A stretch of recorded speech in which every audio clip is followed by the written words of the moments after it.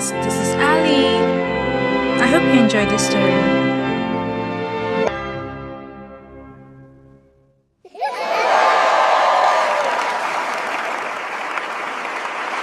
If you were here for part 1, you already know what this story cost.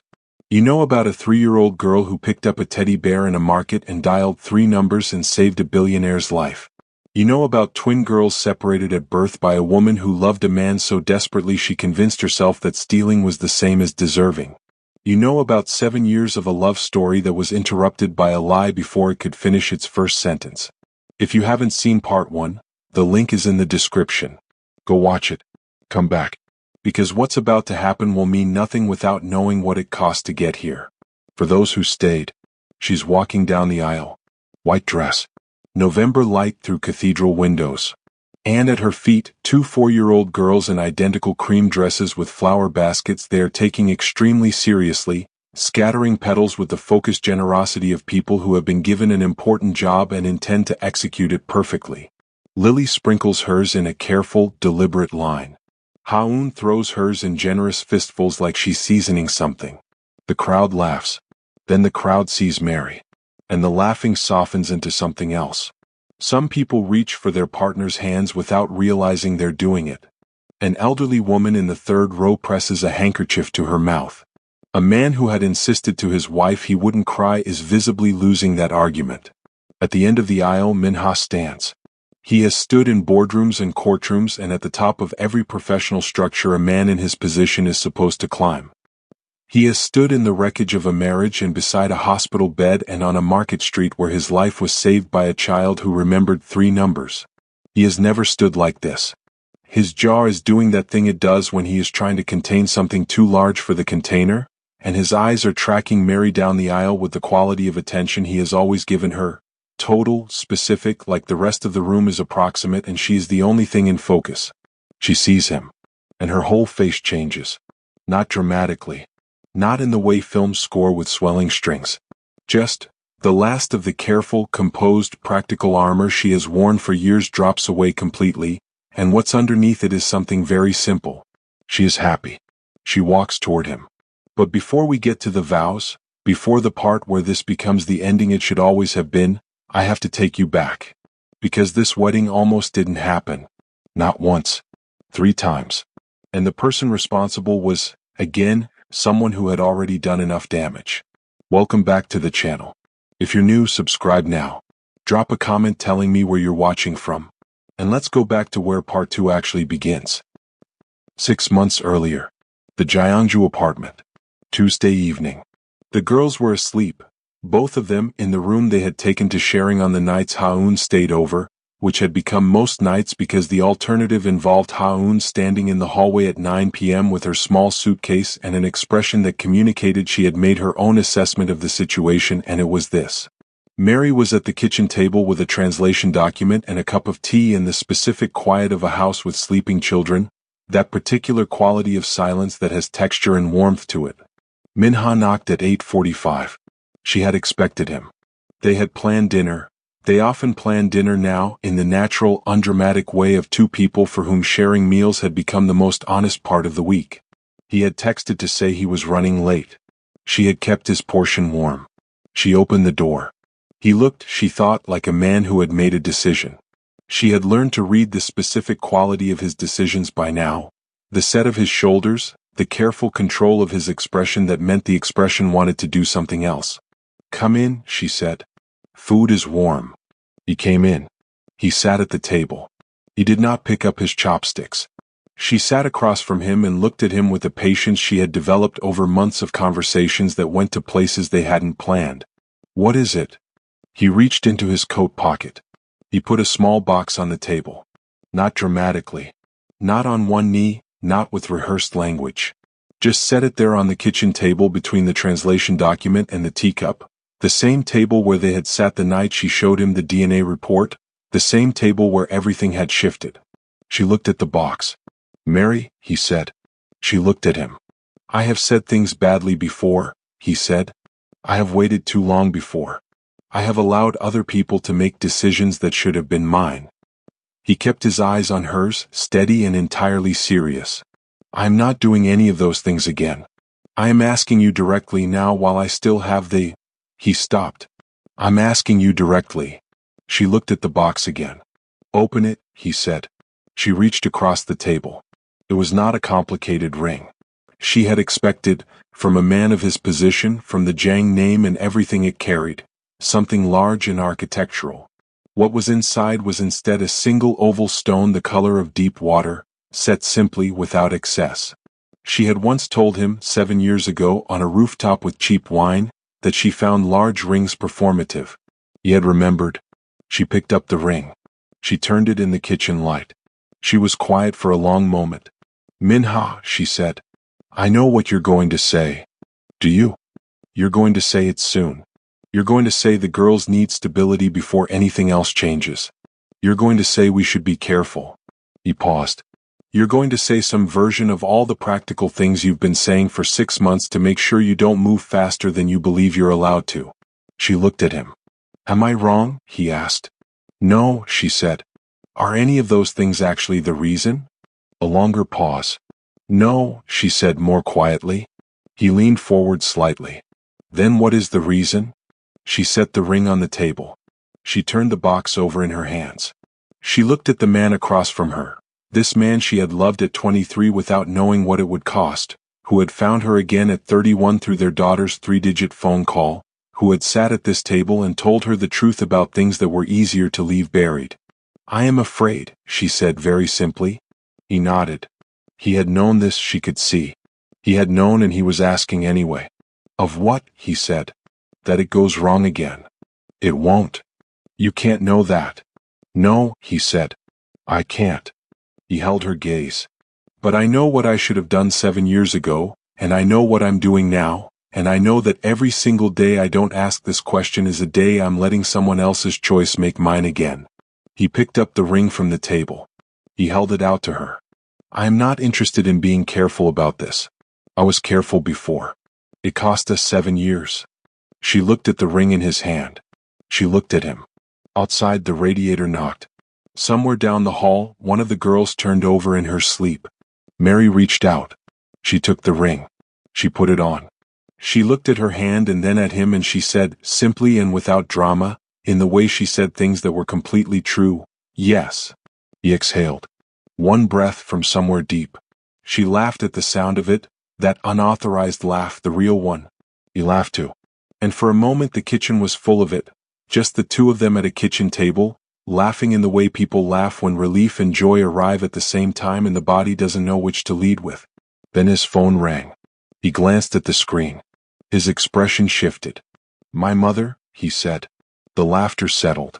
Mary looked at her hand. The ring caught the kitchen light. Answer it, she said. He answered it. She watched his face as he listened. And the thing she saw moving across it, the careful, controlled management of something incoming, told her, before he said a single word, that the world outside this kitchen had already been informed of something, and had opinions. His mother's name was Madame Jang Okja. She was 68 years old and had navigated the Jang family empire for 40 years with the precision of a surgeon and the patience of a monument. She had grown up with nothing, which was the specific kind of nothing that produces either generosity or the iron determination never to return there, and she had chosen the latter and built it into an empire. She was not unkind. Minha would never call her unkind. She was, rather, the kind of person for whom love expressed itself as management, as engineering the best possible outcome for the people she loved, whether or not those people had been consulted. She had engineered Beatrice. She would not, she said on the phone while Minha stood in Mary's kitchen with his face doing its controlled thing, sit by while her son made another catastrophic decision driven by sentiment. She is an orphan, his mother said, with the bluntness of someone who considers directness a virtue. She has no family, no name, no background. What do the Jangs gain from? I'm going to stop you there, Minha said. A pause from his mother's end that contained an entire architecture of disapproval. We'll talk in person, he said. Not tonight. He ended the call. He looked at Mary. She had heard enough. She was looking at her hand. At the ring. Her face was doing something careful and interior. Mary, he said. It's fine. It's not fine. I've been an orphan my whole life, she said. calmly, without self-pity. People have had opinions about it before. He sat back down at the table. He put his hand over hers, over the ring, over the steady, practical hands that had built a life in a small apartment and taught a 3-year-old a phone number and raised 2 daughters in the considerable absence of help. My family, he said, does not decide this. She looked at him. Not this time, he said. And he said it with the specific quality of someone who has learned something expensive and intends to demonstrate the learning. She turned her hand over and held his. Okay, she said. But both of them knew, in the way 2 people know things in a quiet kitchen at 9 in the evening, that what was coming from outside this room would not be negotiated easily. It never was. Comment below. Do you think Minha's family had any right to object? Or did they lose that right when they arranged his life the first time? Like the video. Subscribe if you're new. And don't go anywhere. Because what comes next? The rumors, the falling stocks, the thing Beatrice orchestrated from inside a prison cell, is where this story gets genuinely dangerous. The rumor started on a Thursday. A financial blog. Mitter. The kind that gets read by exactly the right people in exactly the right circles to make something move before anyone can stop it. The post was 3 paragraphs long. It asked a question. It didn't make an accusation. It simply wondered, in the careful language of someone who has learned how to wound without leaving fingerprints, whether the recent revelations about the Zhang family's domestic situation raised certain questions about the CEO's personal circumstances. Specifically, and here was the paragraph that did the work, it noted that in 7 years of marriage, Zhang Minha had not fathered a biological child. It noted that the child raised in his household had turned out to be another woman's daughter entirely. It noted, with the mildest possible punctuation, that one had to wonder. 3 words.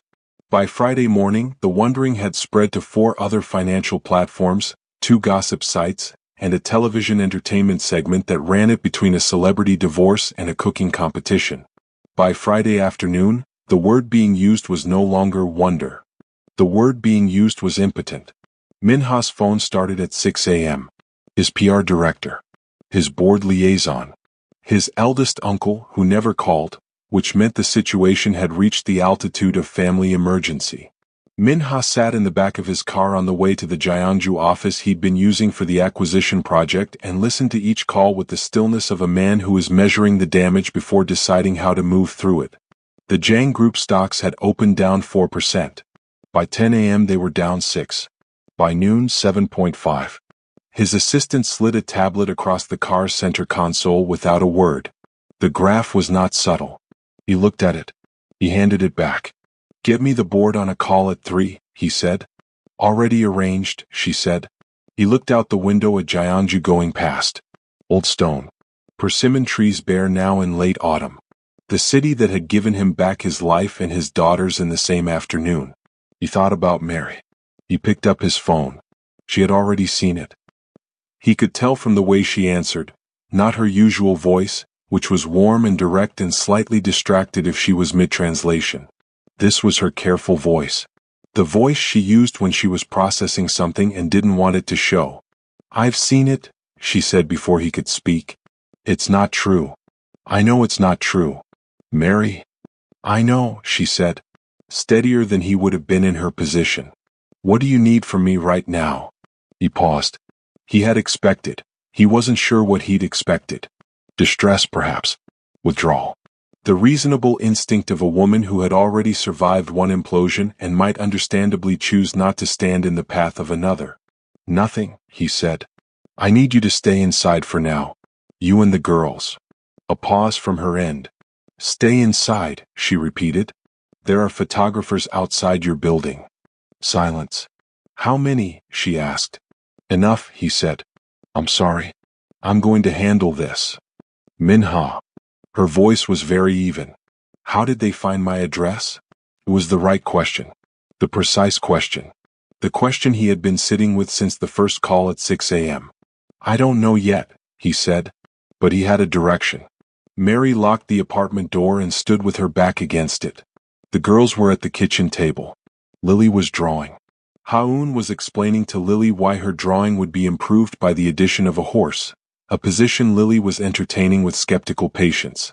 They were fine. They were completely, utterly fine, which was the thing about children. They have no idea when the walls are coming in. Mary went to the window. Below, on the street, she counted 3 people with cameras and 2 more pretending to consult their phones in the particular way of people who are not actually consulting their phones. She stepped back from the glass.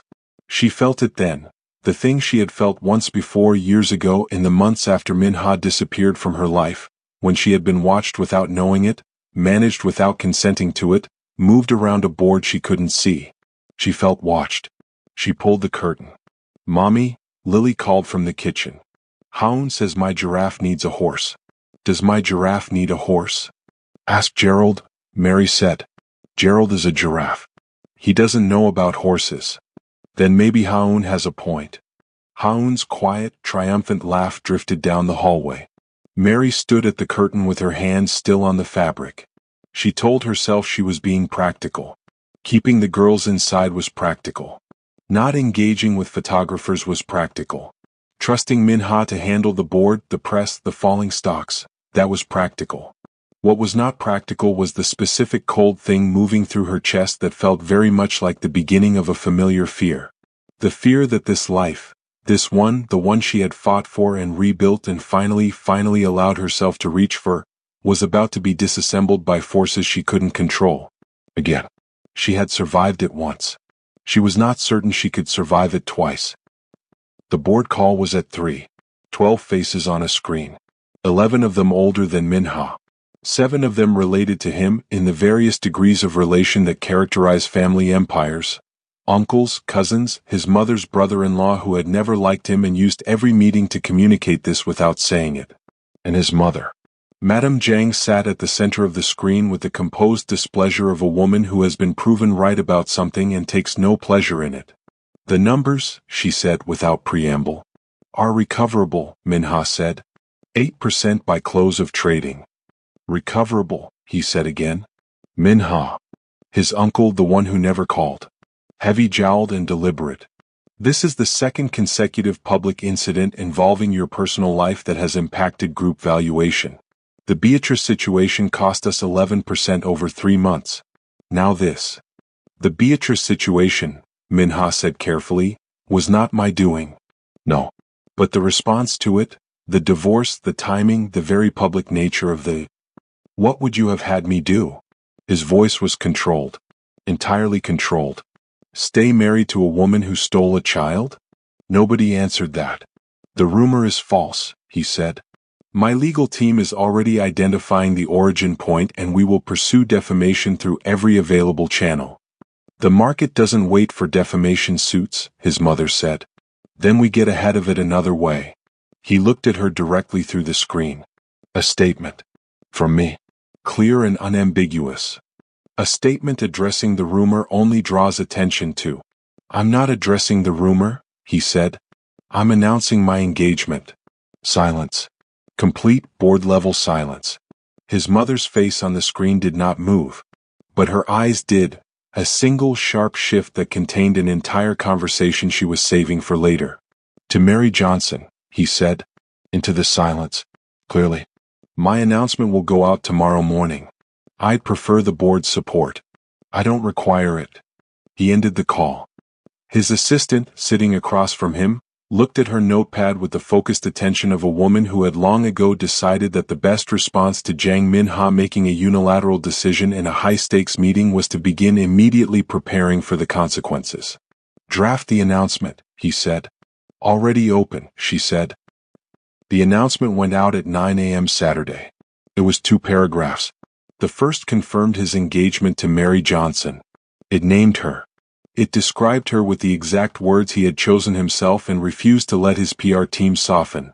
A woman of exceptional character who had raised their daughters with grace and courage in circumstances that would have diminished a lesser person. Their daughters. He had used that phrase deliberately. Not his daughter. Not her daughter. Theirs. The second paragraph addressed the rumor with the directness of a man who had decided that precision was more effective than dignity. He stated the facts simply. He noted that the existence of 2 healthy daughters, however they had come into the world, rather answered the question being asked. Then he closed with a sentence his PR director had tried 3 times to remove. I have allowed other people to narrate my life before. I will not allow it again. The internet received this in the way it receives things that are both factual and emotionally charged, loudly, and from every direction simultaneously. Most of the noise was supportive. Not all of it. The financial blogs pivoted. The stock steadied. By Monday afternoon it had recovered 6 of the 8 lost points and was climbing. Min-ha watched the numbers from his Gyeongju office. He should have felt better. He didn't. Because his team had spent the weekend tracing the origin of the rumor and they had found it. A social media account, a forwarded message, a chain that moved through 3 intermediaries before landing on that first financial blog. And at the beginning of the chain, a phone registered to a woman named Seo Ji-yeon, 26 years old. No significant public profile. No financial industry connections. But one very significant family connection.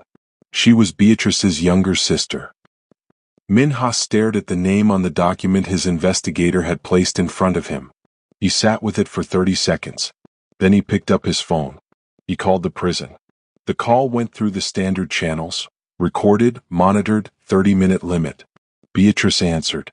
"Hello, Min-ha," she said. As though she had expected it. As though she had, in fact, been waiting for it. And in her voice, underneath the prison-worn tiredness, underneath the stripped-back version of the woman she used to perform, was something that turned his blood to ice water. She sounded almost satisfied. "You still have pieces on the board," he said. Pause. "I don't know what you mean," she said. "Beatrice. I'm in prison, Min-ha. I'm not capable of. Your sister." The pause this time was different. Shorter. The pause of someone whose script has just been accelerated past the page they were on. "Be very careful," he said quietly. "Whatever you think you're doing, be very careful."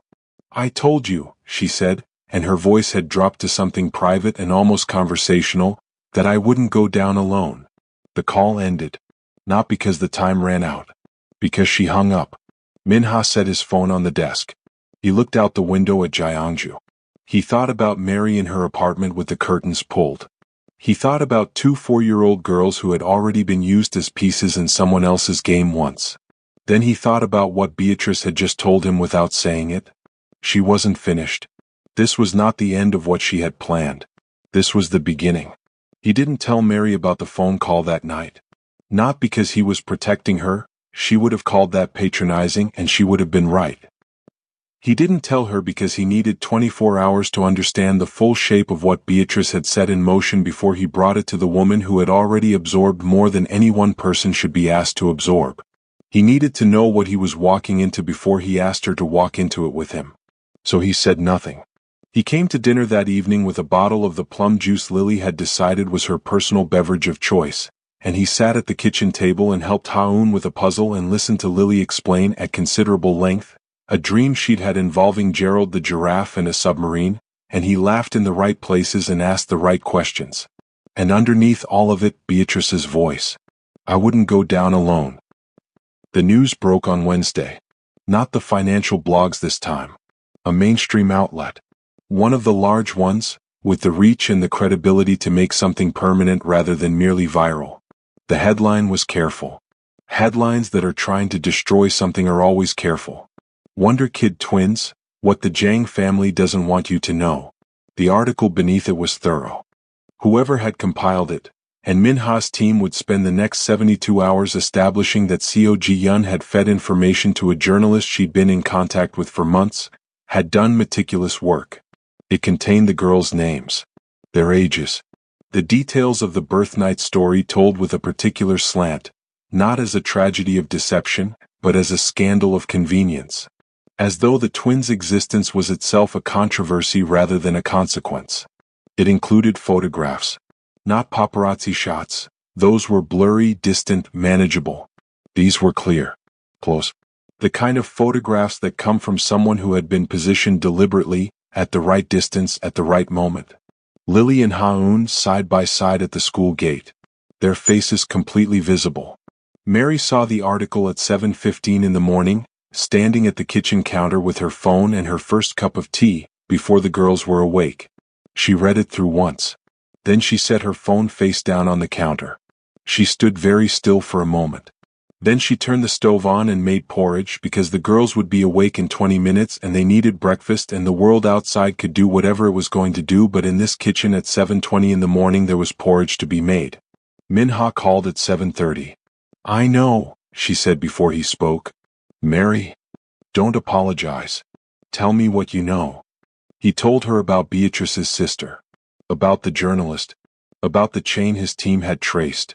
He told her clearly and completely, leaving nothing out because she was the kind of person who needed the full picture before she could decide what to do with it.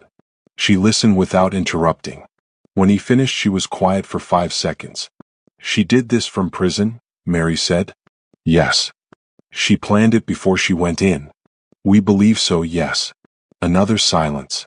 "She said she wouldn't go down alone," Mary said. "How did you?" "Because I know how she thinks," Mary said, flatly. "I knew her for 4 years, Minha. I sat in her kitchen. I understood how she loved things, completely, possessively, and with the absolute certainty that the world owed her what she wanted." She picked up her tea. "Of course she planned this. Of course she did." He was quiet. "What I want to know," Mary said, "is how she got photographs of the girls at school." The question landed with the weight she'd intended. "We're working on that," he said. "Work faster," she said. She hung up. She stood at the counter and looked at the porridge bubbling on the stove. She thought about the curtains she'd pulled last week, the photographers on the street, the feeling of being watched. She had been right.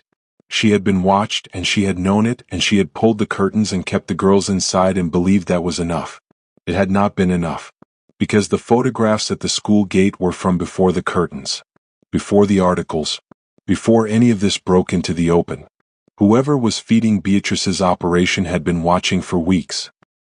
The school called at 9 a.m. to say, gently and apologetically, that there were journalists outside the gates and would Mary prefer to keep the girls home today. Mary said yes. She hung up and looked down the hallway where the girls were engaged in some kind of dispute involving a blanket, the resolution of which was apparently going to require significant negotiation. She had kept them home. She had locked the doors. She had done the practical things. And she sat at the kitchen table and felt, for the first time since the ring had gone on her finger, the specific weight of what this life was going to cost. Not in the abstract. Not as a consideration. As a physical thing, sitting on her chest, pressing. She had been an orphan her whole life. No family name. No inheritance of connections or capital. She had built everything she had from the ground up, with her own hands and her own mind, in the particular solitude of someone who has learned not to rely on the existence of a net. And now she was engaged to a man whose family considered her a liability, whose ex-wife was running a campaign against them from a prison cell, whose daughters had just had their photographs published in a national newspaper without consent. She looked at the ring on her finger. She looked at it for a long time. Minha arrived at noon. He had driven from Seoul the moment the article broke, ignoring 3 calls from his board and 1 from his mother that he let ring out with the deliberate calm of a man who has decided the order in which things matter. Mary opened the door. She looked at him for a moment, just looked the way she did when she was reading something. Then she stepped back and let him in. The girls descended on him immediately. Ha-eun required a full account of why he hadn't been there for breakfast. Lily presented him with a drawing she had apparently made for him that morning. Gerald the giraffe, and beside Gerald, a figure in a suit that was recognizably Minha, and beside him 2 small figures and a woman with an ink stain on her cuff that Lily had rendered in affectionate and accurate detail. He held the drawing for a moment longer than necessary. Then he looked up at Mary over Lily's head. She was watching him. He mouthed, "We need to talk." She nodded once. Later. Later was after lunch and after the girls had been settled with a film. An elaborate negotiation about which film had been resolved by Ha-eun announcing that they would watch both, sequentially, which was the kind of solution that only works when you are 4 and absolutely certain of your own authority. Minha and Mary sat at the kitchen table. He had his phone. He laid out what his team had found, the journalist, the sister, the timeline. He showed her the photographs from the article and the metadata his tech team had pulled showing they were taken 18 days ago. She looked at everything. She asked precise questions. He answered them. When he was finished, she folded her hands on the table and looked at them. "Your mother called me," she said. You went still. This morning. While you were driving. Mary? She was not unkind, Mary said. Carefully. She was very direct. She said that she liked me personally. She paused on the word personally with an inflection that communicated its full weight. But that the family could not weather another public crisis, and that perhaps if I truly cared for Minha, I would understand that the most loving thing I could do was stop. His voice was very quiet. She looked at him. What did you say to her? He asked. I thanked her for calling, Mary said. And I told her I would think about it. Something moved across his face that was not quite anger. It was more controlled than anger, more deliberate. The face of a man who has just confirmed something he suspected. Are you thinking about it? He asked. She held his gaze. I'm thinking about a lot of things, she said. He leaned forward. Mary, look at me. She was already looking at him. She had not stopped looking at him.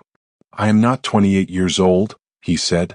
I am not the man who believed what he was told because he didn't know yet that the people closest to him were capable of engineering his life for their own purposes. He put his hand on the table between them, not reaching for hers, just placing it there, open. I know what I want.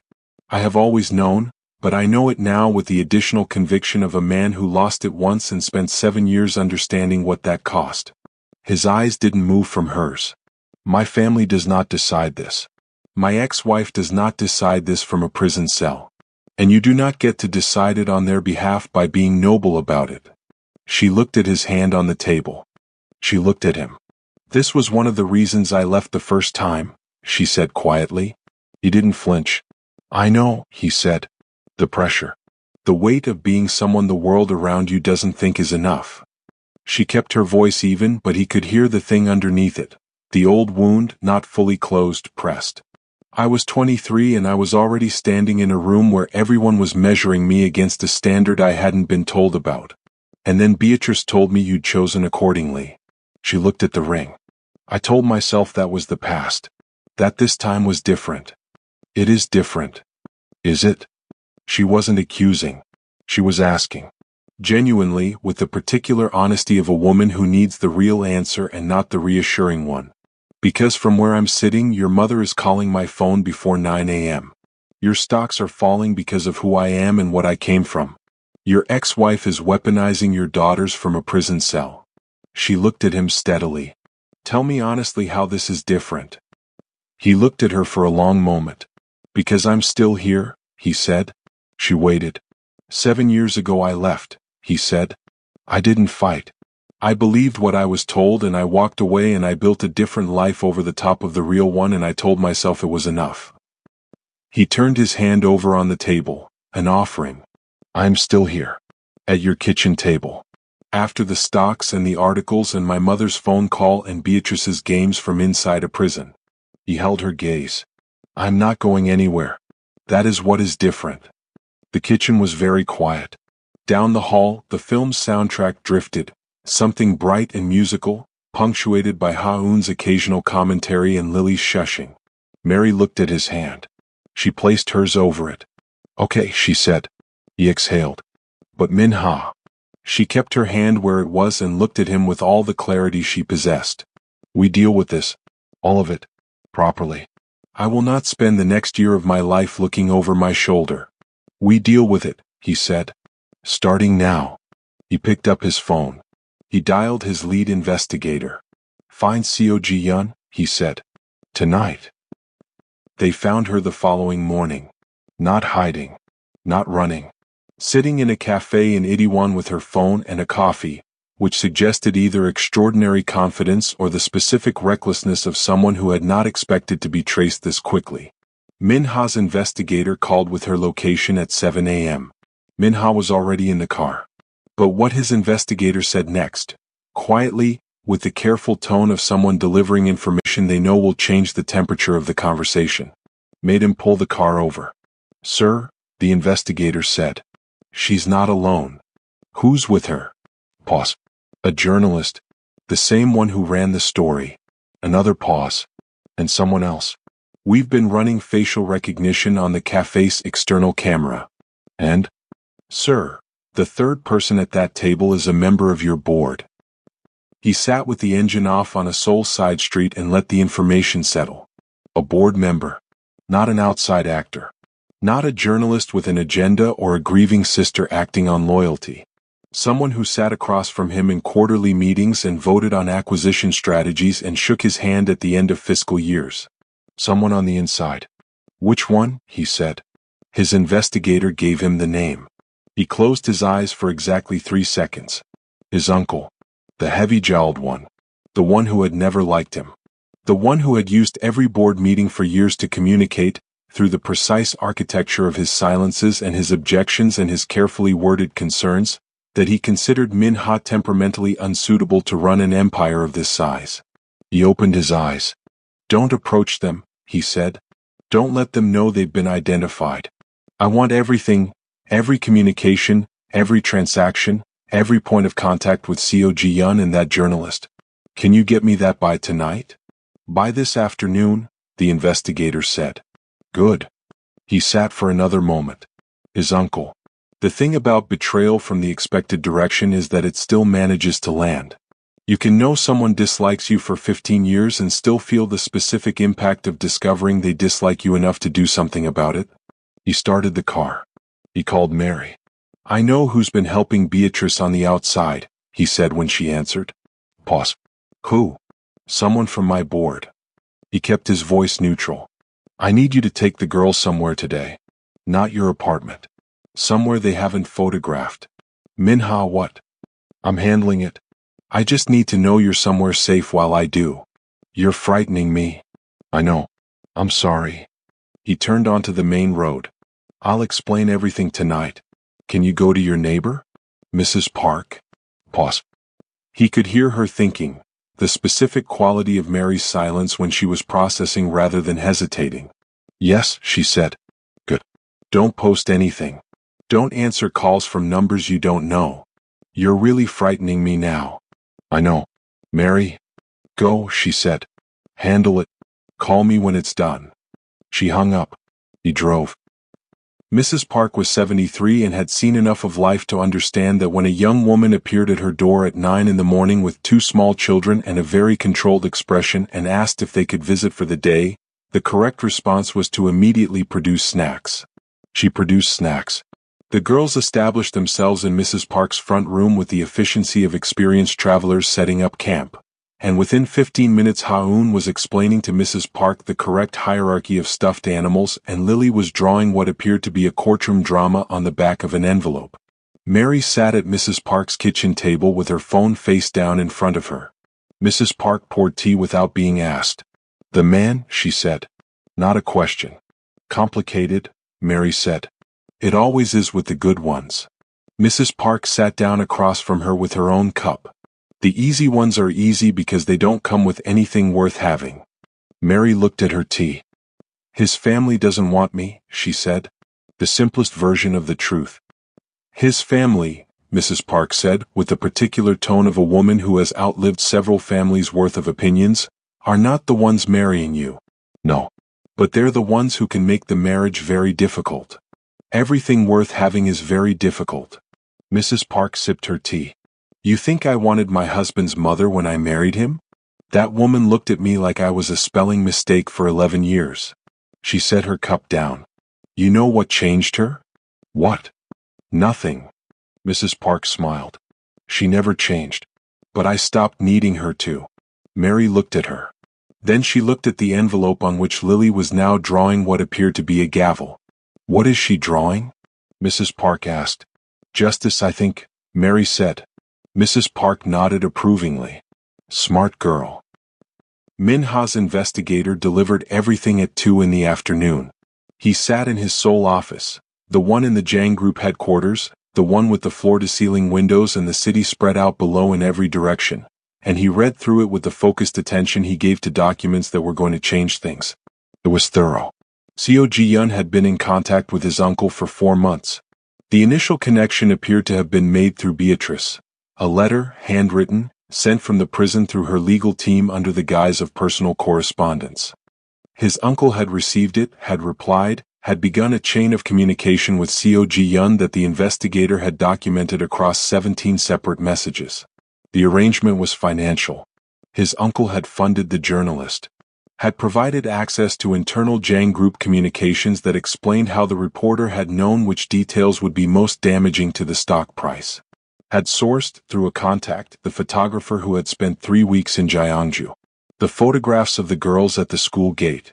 He stopped on that page. He stayed on that page for longer than the others. 2 4-year-old girls who had already been used as instruments once, who had found each other in a park in November and pressed their foreheads together, who called each other my sister, with the absolute ownership of people stating a fact rather than a sentiment. His uncle had paid someone to photograph them. He closed the file. He pressed his intercom. "Get me a board meeting," he said. "Emergency. Tomorrow morning. Everyone." "Sir, 2 board members are traveling." "Everyone," he said. "In person.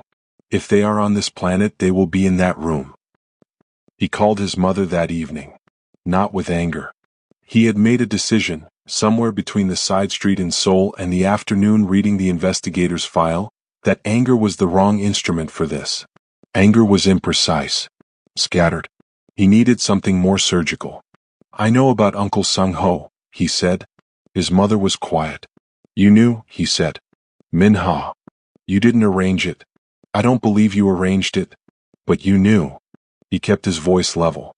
"You called Mary at 9 in the morning to suggest she step aside, on the same day the article ran, which means you knew what was coming." Silence from his mother's end. Not denial. Silence. Which was its own answer. "I'm going to deal with Sung-ho at the board meeting tomorrow," he said. "I want you to be there. And if I don't come?"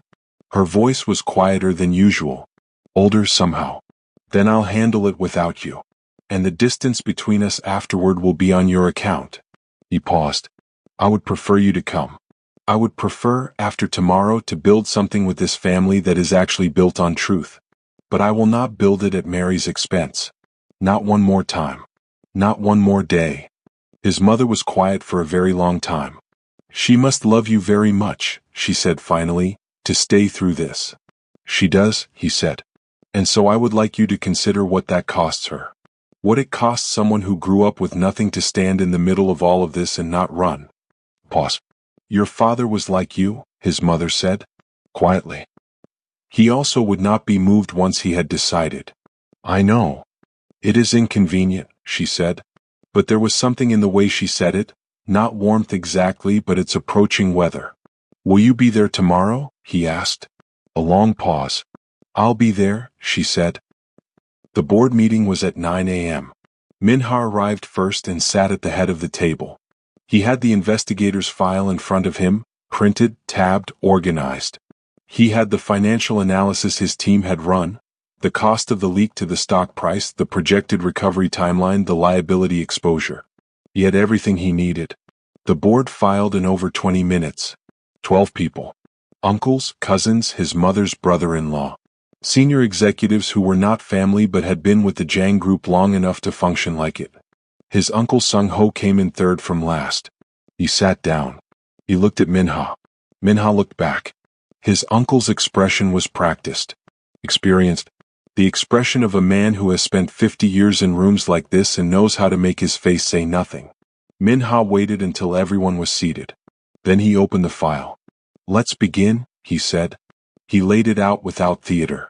The contacts, the communications, the financial transfers, the photographer, the journalist, the timeline that showed, clearly and chronologically, that someone in this room had coordinated with a convicted criminal's family member to damage the company's reputation and value, specifically to pressure the CEO's personal decisions. He put the key document in the center of the table. He slid it toward his uncle. "I want you to tell me," he said very quietly, "which part of this is inaccurate." Sung-ho looked at the document. He looked at it for a long time. He looked around the table. Several board members looked back. Several did not. He looked at Min-ha. "I did what I believed was best for the family," he said. "You paid someone to photograph my 4-year-old daughters," Min-ha said. The table went very still. "You coordinated with the woman who stole them," he said. "To use them. Again. As instruments. Against their own father. You let that sit. Tell me which part of that was for the family. Sung-ho said nothing. Min-ha looked around the table. I want it understood, he said, what I will and will not tolerate going forward. Not as a request. As a statement of the conditions under which I will continue to lead this company. He stood. My private life is not a board matter. My children are not leverage. The woman I am going to marry has survived more in the last 4 years than most people survive in a lifetime, and she will be treated accordingly. He looked at his mother. By everyone. His mother held his gaze. And did something he had not seen her do in a boardroom in his entire life. She nodded. Sung-ho resigned by the end of the day. The resignation was quiet, swift, and contained a clause about health reasons that everyone understood was a courtesy extended by Min-ha in exchange for the speed and the silence. Min-ha would have preferred otherwise. But the company had already absorbed 2 public crises and a third would do damage that took years to repair. So he accepted the clause and the speed and he let it be quiet. He called Mary at 6 p.m. It's done, he said. She was quiet for a moment. All of it? She asked. Co. Ji-yun has been interviewed by the prosecutor's office. The journalist has been served. The board issue is resolved. He paused. Beatrice's additional charges will be filed next week. Mary exhaled. He heard it, long and slow, the exhale of someone who has been holding something since morning. The girls, he said. Are they all right? They're fine. They spent the afternoon helping Mrs. Park reorganize her kitchen, which she didn't ask for but seemed to appreciate. He laughed. The real kind. She laughed too. And for a moment there was just that, the two of them laughing on opposite ends of a phone call in the early evening, the specific relief of people who have come through something and found each other still on the other side. Min-ha, she said when the laughter settled. Yes. Your family, she said. Your mother. She was there today, he said. She stayed for the whole meeting. Pause. That's something, Mary said. It's the beginning of something, he said. I'll take it. She was quiet for a moment. I want to meet her properly, Mary said. Not on the phone. Not in passing at some formal event. Properly. Over a meal. I want her to know who I am. He paused. You're sure? I'm not afraid of her, Mary said simply. I just want her to know that. He was quiet for a moment. Then, she'll know, he said. I promise. What neither of them knew yet was that Madame Jiang had called her driver at 5 p.m. She had given him a Gyeongju address. She had not told her son. She had simply decided, in the way she decided things, completely and without requiring anyone's input, that if this woman was going to be a Jiang, she was going to look at her first without an audience. Her car was already on the road. Mary opened the door and found Madame Jiang Ok-ja standing on her doorstep. No assistant. No driver visible, though there was a black car idling at the corner that explained itself. No advance call. Just a 68-year-old woman in a coat that cost more than Mary's monthly rent, standing in the early evening Gyeongju air with the composed certainty of someone who does not require an invitation to go where she has decided to go. Mary looked at her. Madame Jiang looked back. Behind Mary, from somewhere down the hallway, Ha-eun could be heard delivering what sounded like a verdict on something, and Lily's voice rose briefly in protest before settling. Madame Jiang, Mary said. Miss Johnson, Madame Jiang said. Then, with the slight adjustment of someone correcting their aim, Mary. Pause. Mary opened the door wider. Come in, she said. She made tea. Not because she particularly wanted to give her hand something to do, she was past that, but because offering tea was the honest thing, the ordinary thing. And Mary had decided years ago that the ordinary things, done sincerely, said more about a person than any performance of adequacy. Madame Jiang sat at the kitchen table with the self-possession of a woman who could make a plastic chair look like a throne, and she looked at the apartment with the careful, assessing eyes that her son had inherited and that Ha-eun was currently developing at an impressive rate. She looked at the translation work on the counter, the girl's drawings on the refrigerator, the ink-stained coat on the hook by the door, the bowl of fruit on the windowsill. She looked at all of it and said nothing. Mary set the tea down and sat across from her. They looked at each other. My son doesn't know I'm here, Madame Jiang said. I gathered, Mary said. He would have tried to prevent it. Or supervise it. Something moved in the older woman's expression. He is very protective of you. He is, Mary said. He was not like that with Beatrice, Madame Zhang said. Not cruelly, factually. He was courteous with Beatrice. Responsible. But not, she paused. Not the way he is with you. When he speaks of you, his face does something it didn't used to do. Mary held her tea. I arranged Beatrice, her family and ours would make the family business gain heights in the industry. Madame Zhang said. I want you to know that I know what that cost. Not just my son, what it cost you. She set her cup down with deliberate care. I made a decision for him based on what I believed was best for the family, and I did not consider that there was a woman on the other side of that decision who was also losing something. Mary looked at her steadily. Have you considered that choosing for your son only ruined his life? Look what's happening now. I am not here to apologize, Madame Zhang said. I am too old to offer apologies for decisions I made out of genuine care, even when those decisions caused harm. But I am here to tell you that I see what you are. She held Mary's gaze. I grew up with nothing. My father had nothing. I built everything from the same ground you started from, and I know what it costs to do that, and I know what kind of person it produces. She paused. It produces someone who does not need to be impressed and cannot be frightened, which is the most dangerous kind of person to underestimate. Mary looked at her for a moment. I would have thought you would extend some courtesy to me, seeing you know exactly where I am coming from and you're familiar with it. Mary waited for a reaction but didn't, then she asked, And are you going to underestimate me? The corner of Madame Zhang's mouth moved. I came here alone, she said. At my age in the evening to a city I don't particularly enjoy, to sit in a small apartment and drink tea with a woman my son has chosen. She picked up her cup. Does that seem like underestimation? Mary considered this. No, she said. It seems like reconnaissance. Madame Zhang looked at her. Then she laughed. A real one, short and surprised and genuine, the kind of laugh that happens when you encounter something you hadn't accounted for. My son said you were direct, she said. He's right. He finds it the most attractive quality a person can have. I know, Mary said. Madame Zhang set her cup down again.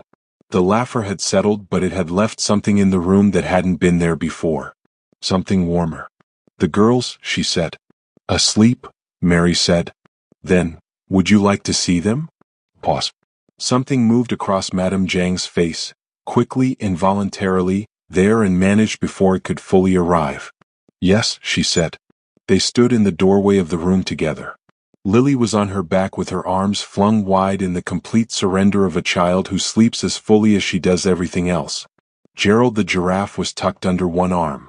Haoun was curled on her side facing Lily, one hand extended across the small gap between their beds, fingers slightly open, the way you sleep when you want to be ready to reach. Madame Zhang stood in the doorway and looked at her granddaughters for a long time. Mary stood beside her and said nothing.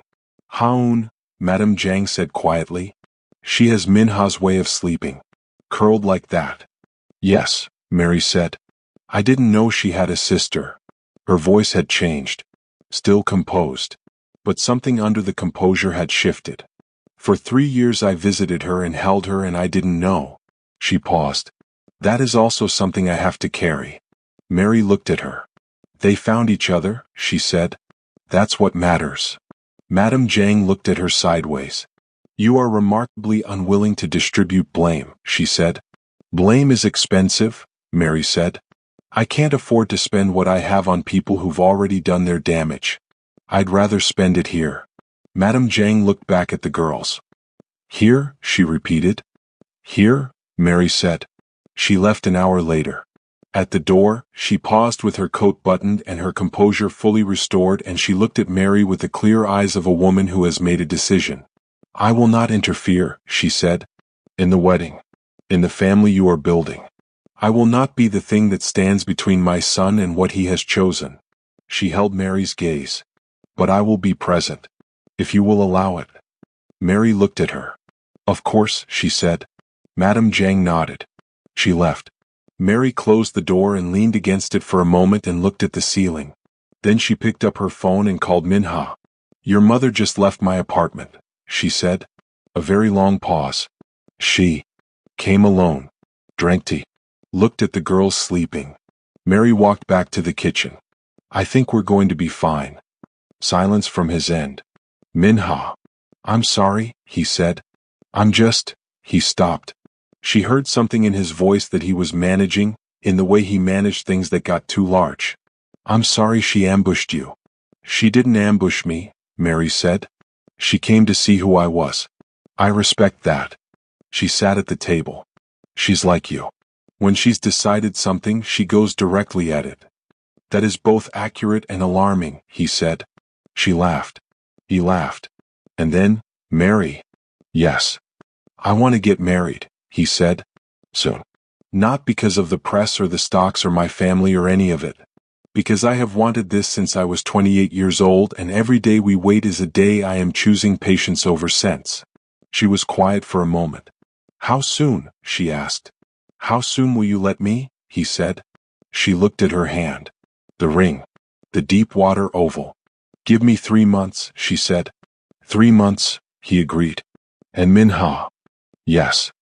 "Make it big," she said. "I've been small and quiet and careful for years. I want one day that is just big." He was quiet for a moment. "Big?" he said softly. And she could hear him smiling. "I can do that." 3 months was not enough time to plan what Minha considered appropriate. His event team, who were accustomed to his standards but had not previously been asked to apply them to a personal occasion, were given a budget that made the senior coordinator briefly lose her professional composure before recovering it. Mary had 3 requirements.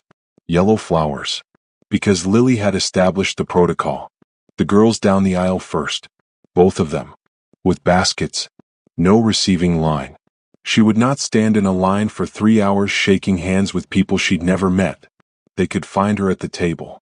Everything else she handed to Minha with the trusting practicality of a woman who knows what she's good at and delegates accordingly. He did not disappoint. 2 weeks before the wedding, Beatrice was brought back before the court. The additional charges, the orchestration of the campaign against the Jang group, the communications with Seo Ji-yun, the conspiracy that had put Mary and the girls under surveillance, were serious enough to extend her sentence significantly. She appeared in court in prison gray, composed in the way she was always composed, and she listened to the charges without visible reaction. Mary did not attend. Minha did. He sat in the gallery and watched, and when it was over he walked out without speaking to anyone, and he drove back to Gyeongju, and he sat in Mary's kitchen and she made him tea, and they sat together quietly for a long time without needing to fill the silence. "It's done," he said eventually. "Yes," she said. "All of it. Every piece." "Yes." He looked at his tea. Then at her. "Are you all right?" She considered the question with the honesty she brought to things that deserved it. "I will be," she said. "By the wedding I'll be all right." He reached across the table. She took his hand. The radiator knocked. Outside, Gyeongju went about its ancient, unhurried business. And for the first time in longer than either of them could accurately measure, the thing pressing against the inside of both their chests was not a warning. It was just anticipation.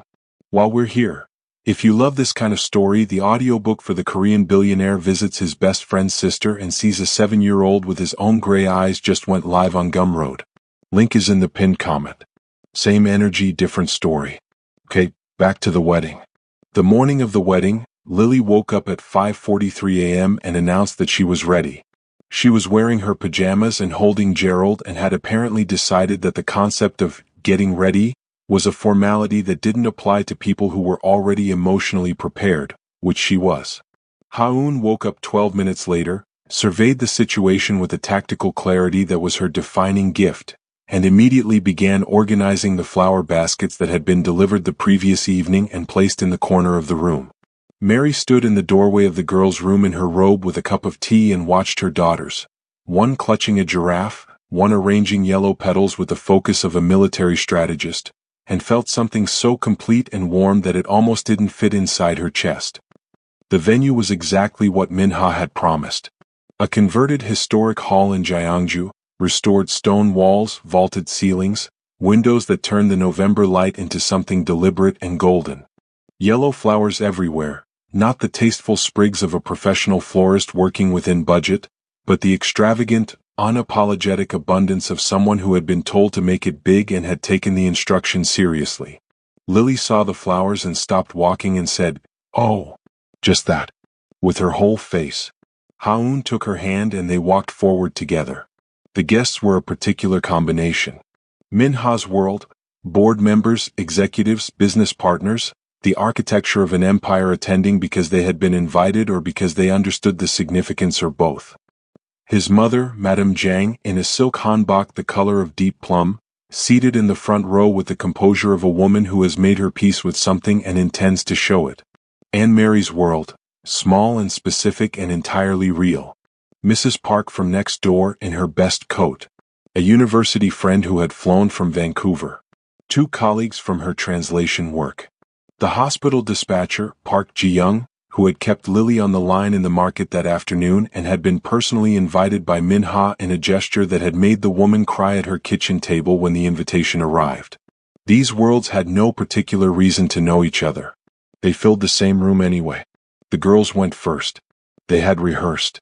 The rehearsal had been, by all accounts, eventful. Ha-eun had strong opinions about pace and Lily had strong opinions about which hand held the basket. And the wedding coordinator had at one point stepped outside for 3 minutes without explanation. But on the morning something shifted. Maybe it was the flowers. Maybe it was the music. A simple piano piece, nothing dramatic, the kind that sounds like a memory. Maybe it was the 140 people who turned as the doors opened and created a collective held breath that even 4-year-olds can feel. Ha-eun walked with the serious, measured grace of someone who understands that this is important. Lily scattered petals in the careful, deliberate line she'd always planned. Except, at the midpoint of the aisle, Lily stopped. She reached into her basket. She turned and found Ha-eun beside her. And she took a handful of petals and placed them in Ha-eun's basket. Ha-eun looked at them. Then she took her own handful and placed them in Lily's. The trade. The sharing. The specific and wordless generosity of 2 children who have already learned, in the deep way children learn things, that what is yours is also mine and that is not lost but doubling. Several people in the 3rd row were no longer maintaining composure. Madame Jiang, in the front row, looked at her granddaughters and pressed 2 fingers briefly to her mouth. The girls walked the rest of the aisle together. Then Mary came through the doors. She had chosen the dress herself. Not white, ivory, just off the color of old paper and warm light. Simple in the way that costs more than complicated. Her hair was down, which she almost never wore it, and the ink stain on her coat cuff was not present because the coat was hanging at home and today she had decided to wear something without a cuff that needed addressing. She walked by herself. She had considered, briefly, whether there was someone she wanted beside her. She was an orphan. There was no father, no brother, no inherited person to fill the traditional role. And she had decided, after approximately 4 minutes of consideration, that she would walk alone, because she had been doing it for years and she was good at it and it was honest. She walked alone. But the room somehow rose around her. Not all at once. In pieces. A woman on the left side who started the movement, standing without quite deciding to. Then the person beside her. Then the row behind. Until it had traveled the whole room in a quiet wave and 140 people were on their feet for a woman with no family name and an ink stain on a coat at home and 2 daughters who had scattered yellow petals for her. Mary did not cry. She was not a crier by nature. She felt things deeply and showed them through behavior and small precise actions rather than the dramatic apparatus of public emotion. But her steps slowed slightly. Just slightly. Just enough to take it in. All of it, the room and the flowers and her daughters at the front making their own private arrangements with the petal baskets and the man at the end of the aisle whose face was doing the thing she had not seen it do anywhere else. She kept walking. He met her at the end. He didn't wait at the altar in the formal, positioned way of men who have rehearsed their stillness.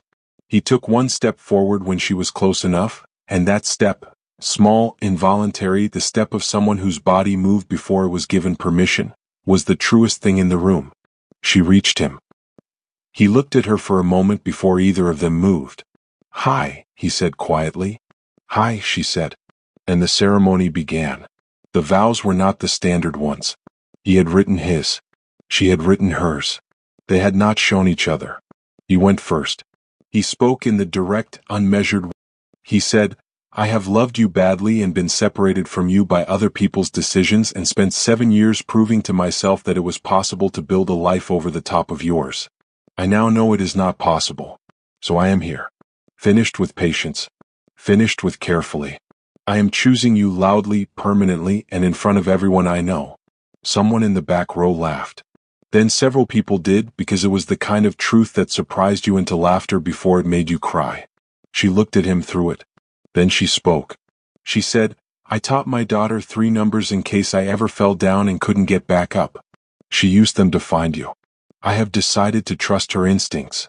She has always been smarter than me about the things that matter. Lily, at the front, looked up at the sound of her name's implication with the serious expression of someone who knew they were being credited with something important and accepted the credit without false modesty. Haoun patted Lily's arm approvingly. The room was a wreck. The reception was what Min-ha did when he was told to make something big and given the latitude to mean it. Tables of food that represented both of their histories. Music that went from the formal to the celebratory to the kind that empties a dance floor of everyone over 50 and fills it with everyone under 10. Lily and Haoun danced with the complete commitment of people for whom dancing is not a social activity but a full-body communication. Madame Zhang sat with Mrs. Park for 40 minutes. Nobody recorded what they said. But Mrs. Park was heard, later in the evening, telling her neighbor that the older woman had asked her 3 direct questions about Mary's daily life and had listened to the answers with the focused attention of someone memorizing something they intend to use. She loves her, Mrs. Park said with some surprise. She doesn't know how to say it yet. But she loves her. Min-ha found Mary at the edge of the room at 10 p.m. She was standing with a glass of something sparkling she hadn't drunk, looking at the dance floor where their daughters were conducting what appeared to be an instructional session for 2 of the younger guests. He stood beside her. She leaned slightly into him. He put his arm around her. Are you happy? He asked. She considered this with the honesty she brought to things that deserved it. Completely, she said. He held her tighter. They stood there while the room moved around them and the music played and their daughters taught 2 small strangers a dance that had no particular steps but enormous conviction. 6 months later, on a Tuesday morning, Tuesdays being, in Mary's experience, the day the universe preferred for its announcements, she sat at the kitchen table with a test in her hand. She looked at it for a long time. Then she called Min-ha. Are you sitting down? She asked. I'm in a board meeting, he said. Leave. Pause. Mary. Min-ha. He left the board meeting. What is it? His voice was that particular still quality it got when he was preparing for something large. 2, she said. Silence. 2, he repeated.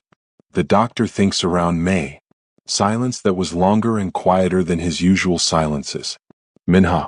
Say something. He stopped.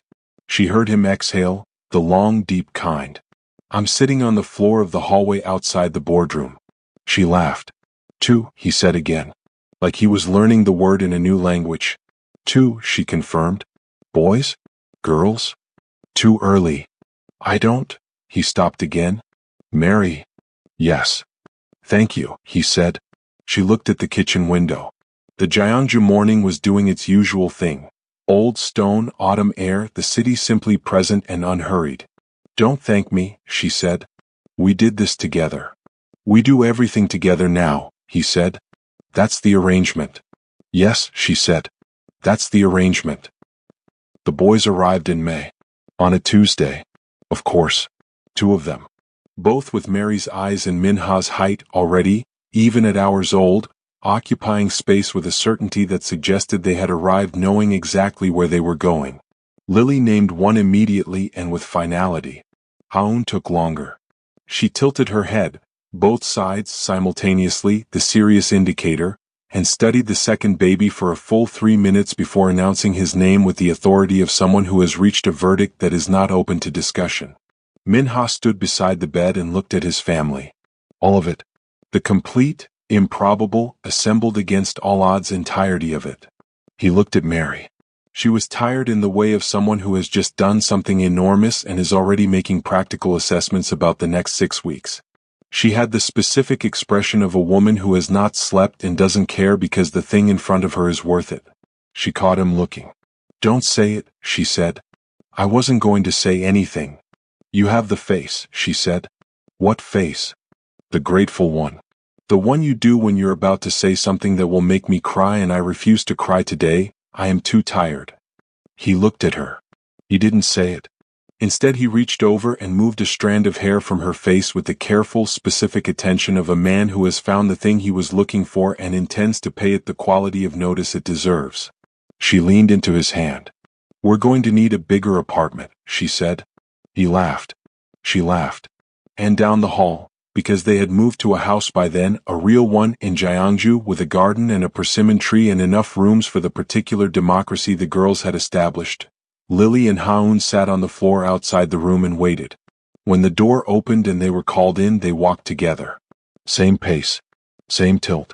Same way of entering a room, like they already knew what they were going to find and were simply arriving to confirm it. They looked at the babies.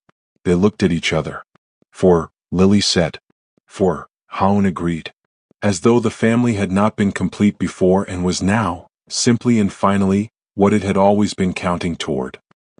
"This is where I leave you. Not because the story is over. Lives don't end, they just keep going, adding rooms you didn't plan for. But because every story needs a place to rest. And this one rests here. With 4 children and a persimmon tree and a woman who taught her daughter 3 numbers that changed everything, and a man who walked 1 step forward when she was close enough, before he'd been given permission. Before we go, I need to know something. Which moment got you? Was it the vows? The girls trading petals in the aisle? Madame Jiang pressing her fingers to her mouth? Drop it in the comments because I read every single one and I want to know. Like this video if this story lived in your chest the way I hope it did. It costs you nothing and it means everything for this channel. Subscribe if you're new. This is what we do here.